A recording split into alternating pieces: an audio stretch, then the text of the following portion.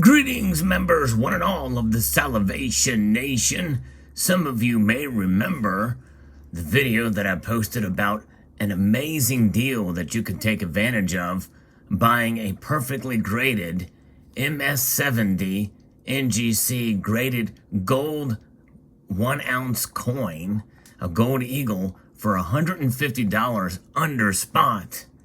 And then more recently, I posted a video about a trade of that slabbed coin, that 1 ounce gold coin, trading up for a 2009 ultra high relief gold double eagle.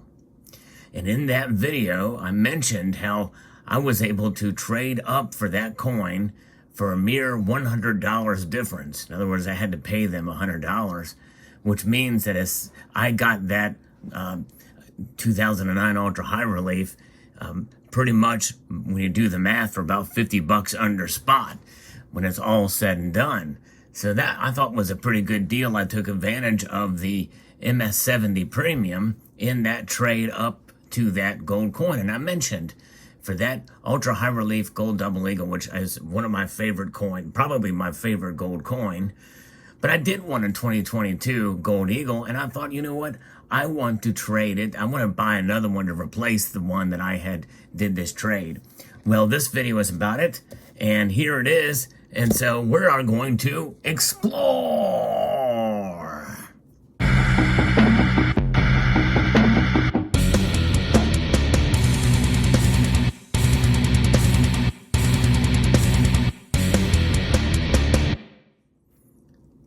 How's that for a long intro? Indeed. Well, here we are. This is the coin. I bought this from a local coin shop, and I wanted to get a coin that was really nice. It had a lot of nice eye appeal, and something that rivaled the one that was in the slab, that was in the MS70 slab. And this video is a discussion about what is a perfect coin, because I think this coin is perfect in comparison with the other coin that has a designation from a grading scale, which is antiquated. In fact, the Sheldon grading scale really was meant for large cents. That was its foundation for the grading system. The 70 scale, it's called the Sheldon grading scale, and it was meant in order to grade cents. And by the way, you notice that it's not a 1 to 70. In other words, it's not a sequential thing, and there are certain there's no VF46, for instance, and there's no AU59, so it's a little bit kind of wonky how the grading system is. And the modern coins typically are going to be 69s or 70s. And very rarely will you find a 68. It's pretty much an insult if you get a 68 on a coin these days. And so this is a bullion coin. This is a bullion gold eagle. I'm going to pull it out of the flip here. We're going to take a look at it pretty closely. I'm going to first look at the obverse. And on the slab gold coin, the MS70 slab, is just a kind of a slang term for an encapsulated coin. That coin was a little bit struck off center. And so it really wasn't perfect, and because many times modern coin grading, they don't really look at the rim. They don't look at the edge or the rim or anything like that, which is unfortunate, and they should, especially since now they are showing it. Both the PCGS and NGC now have changed their slabs in order to show the edges of the coin. And this coin here, though it's I think it's just as good, if not even better, because it's evenly struck. I do see some slight imperfections on it, but more likely you would see that anyway on a coin in a slab, especially around the edge. Here we can see there's a little bit of a ding on the rim there of that coin. But nonetheless, I think this is just as good as a 70 in my view. And really, coin grading is subjective, especially for modern coin grading. In fact, most of it's done pretty much without really much looking at, is my guess. In other words, depending on the organization setting, we need we need this many 70s, we need this many 69s.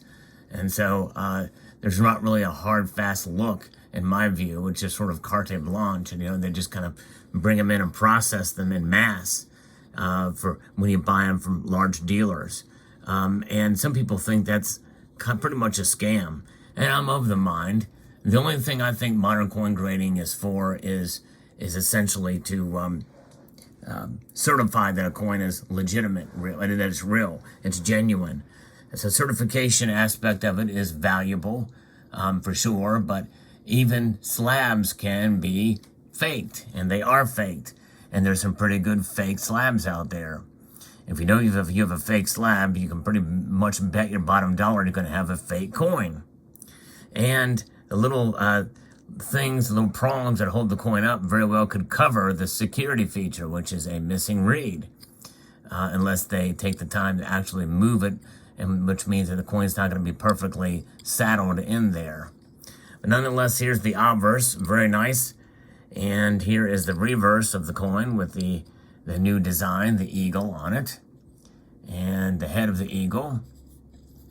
And so this is the coin that has replaced the slab, the graded MS-70 coin. Now, and there's the reed, the missing reed that we have come to love to hate, which, by the way, this missing reed is only on the 1 ounce coin. It's not on the half ounce or the quarter ounce or the 10th ounce. None of the fractional golds have it. So there it is, the missing reed. So that's just it. You get a gold coin like this and you add it to your stack. Well, you know what? It's 1 ounce of gold. It's a very well done strike, at least I think in this case. To me, it's just as perfect of a coin as it would have been if it were in a slab. And so, if I show these coins again, and usually what I do at the end of the year is I'll do a recap of what I bought over the course of the last year. You're not going to see that slab. And you'll see an extra St. Gaudens gold double eagle, ultra high relief from 2009 that will replace it. So there you go. But I wanted to add a 2022 gold eagle, though, in the stat, because this is the first full year of this design. And so that is one of the motivations here for getting it, that I can have it in the collection here.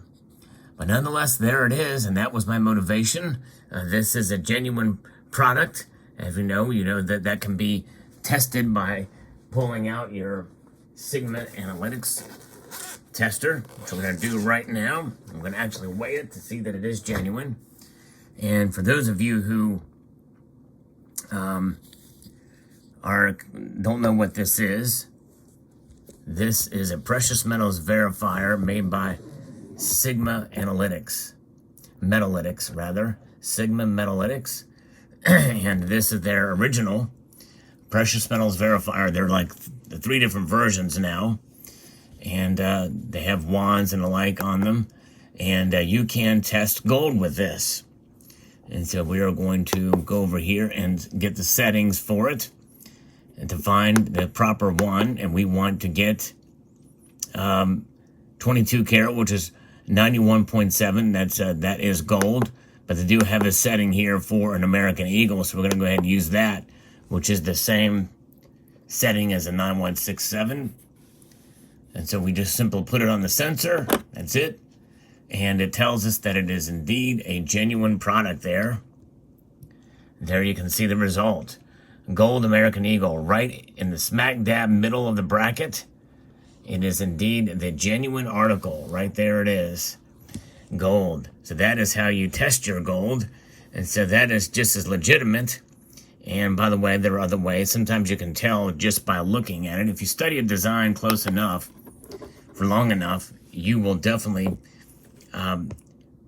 see that a particular product is genuine or not. You can pretty much tell with the naked eye these days, although there are some pretty good copies out there. But there's just, it's very difficult to really completely copy the design of a genuine coin. Many have tried, and they just can't do it. And for the Gold Eagle here, I will say this too about this coin. is that some have said that there is a other hidden security features that could be hidden within feathers or what have you. Likely they probably would have told us that there was some micro engraving of something in there that was overt. They would want us to know that, but they're not there. It's just not there. That is what would be referred to as an overt security feature. Micro engraving, etching, that type of thing is a security feature that is an overt. It's something that is seen with the eye, even if it can't be seen with the naked eye. With a 10 power glass or something, likely it can be seen pretty handily so that it can be checked. What was promised to us from the former mint director was 3 levels of security for these gold coins and silver coin too. One of them being an overt security features, which turns out is merely a missing read, which is a very horrible security feature in my view.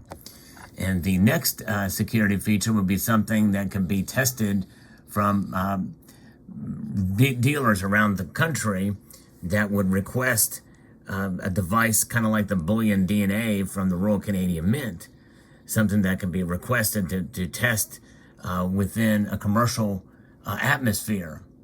And then the final level of a covert security feature is something that only the Secret Service knows as to whether something is genuine or not. And that level of security very well may still be in place because of the mere definition of a covert security feature. They may not be telling us what that is, so that if these things do circulate and they do get sent to the Secret Service, a fake gold coin, for instance, they will be able to tell whether or not it is the genuine article. If it's a really good copy, not only that, but if it's a fake, they may be able to find out where it was produced, and which would be a much more likely, a much more scarier aspect for those who are circulating these things, these fake gold coins. But by and large, most of that is outside of the realm of U.S. law, because if you get it is a felony to copy a gold coin or a U.S. coin of any sort, and the Chinese don't care about that, that's for sure. But anyway, so there you go. So I replaced a perfect gold eagle, 1 ounce gold eagle, with another perfect gold eagle. The only thing that's missing is the slab, and that's okay by me. Let me know what your thoughts are in the comment section below. I'd like to extend a multitude of gratitude to you all for taking the time to watch, and encourage you to please rate, share, comment, and subscribe.